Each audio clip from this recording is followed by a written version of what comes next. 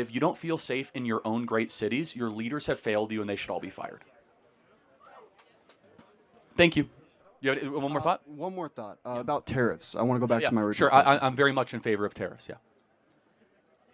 The costs are ultimately passed down to the consumer. Not always. That's interesting. So why are pickup trucks so much cheaper in America than they are in Europe? No idea. Because they're made here. You know that we heavily tariff pickup trucks more than any other car coming into the country? So how do you avoid a tariff?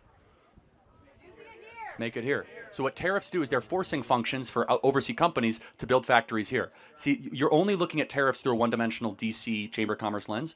The way that you tell a company, oh, avoid the tariff, build the factory in Nevada. And so, for example, you guys probably, any parents own a Toyota pickup truck? Anybody? They're actually pretty good, yeah? Look at, there's a couple hands. Toyota builds all their pickup trucks here, and they avoid the 25% tariff.